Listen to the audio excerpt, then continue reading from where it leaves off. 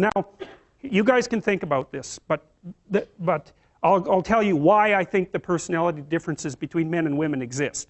Now, these are speculative hypotheses, but they're reasonably well documented by the relevant literature. So let's think about it. The first thing we might think about is, what's the difference between men and women? Well, how do they differ? Well, the first thing we might observe is that if you look at personality differences between prepubescent boys and girls, they're not very large. Boys and girls don't differ in terms of their trait neuroticism, for example. What happens is that when puberty kicks in, women's trait neuroticism rises, and it stays higher than men for the rest of their life. And this is why you see this reflected in the different kinds of psychopathology that beset the two sexes. So men are overrepresented in alcoholism, drug abuse, antisocial personality, and a host of learning disorders, as well as attention deficit disorder. And women are overrepresented in depression and anxiety, primarily. That seems to be tightly associated with higher levels of trait neuroticism, because maybe it's, if you're at the 95th percentile or higher, let's say, in trait neuroticism, there isn't much difference between that and being somewhat prone to depression and anxiety.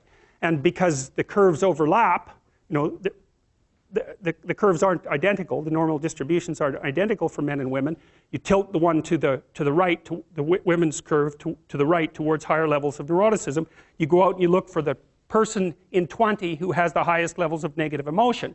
It's much more likely to be female than male. Okay, so let's see if we can figure out why. So I'm going to tell you some things, basic differences between men and women, and you can tell me what you think about it if you agree or disagree.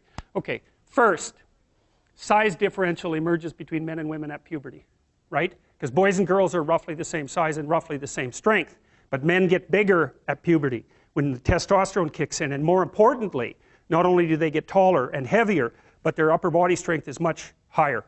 And that's a real issue for combat, because human beings punch. There's other animals that do that. Kangaroos do that too, eh? So we're not the only people that punch, but we have clubs on the ends of our arms. And so that's how we defend ourselves.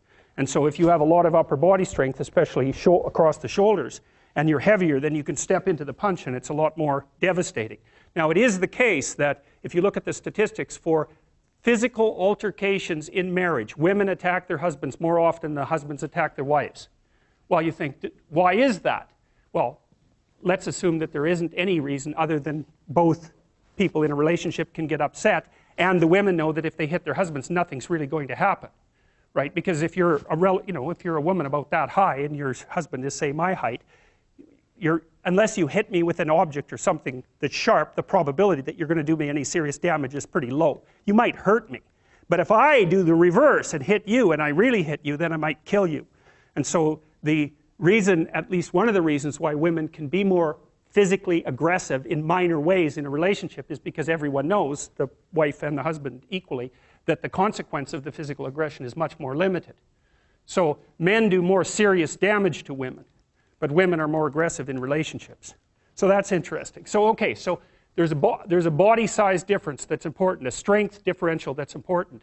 Next thing, I think, so let's assume that the reason that women are higher in sensitivity to negative emotion is because the world is actually more dangerous to women, right? Because that would be the most logical reason why there would be a sex difference in something like fear or sensitivity to punishment. Well, first there's the danger of physical altercation. Second, there's the sexual danger. So women become sexually vulnerable at puberty. And why do I say vulnerable? Well, it's straightforward. It's because the cost of sex for women is way higher than it is for men. Or it certainly has been throughout our evolutionary history. Because if a man has an unwanted sexual encounter, well, then he walks away and maybe he's persecuted by the state or prosecuted by the state for it. But if a woman has an unwanted, unwarranted, or incautious sexual encounter and she ends up pregnant, then, well, in traditional societies, you're just done. And even in modern societies that are rich like ours, I don't have to go into that. It's big trouble. No matter what you do about it, it's big trouble. So being more nervous about that makes perfect sense. But then here's the last thing. And I think that women's nervous systems are not adapted to women. I think women's nervous systems are adapted to the mother-infant dyad. And because you are not the same creature when you have an infant. Not at all. You're way more vulnerable.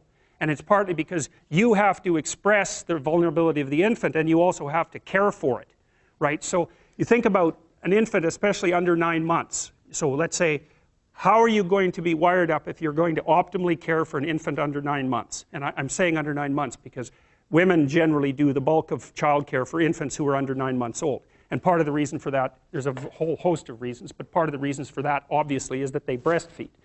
But imagine what you need to be wired up biologically in order to care for an infant. First of all, they're very demanding, right? Because they're completely helpless, and they're demanding 24 hours a day, and it's quite a emotional load. And an infant under 9 months is never wrong, right? What you do to an infant under 9 months is when they're in distress, you always respond. You never tell the infant, get your act together and stop whining, right? Which you can do, say, to a child that's 18 months old. You can start having that sort of conversation. But under 9 months, it's like nothing is the infant's fault.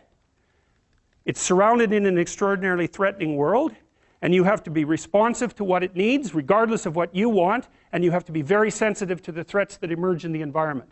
And so I think the price that women pay for that ability to have an intimate relationship with infants in the very earliest stages of development is that their nervous systems are actually wired so that they can perform that role optimally. And the disadvantage to that is that having a temperament like that doesn't work that well when you're dealing with adult men, especially when you're dealing with them in a business environment, because it's not the same thing. Not at all. It's a competitive environment. So, okay, so agreeable people are compassionate and polite. What are disagreeable people like?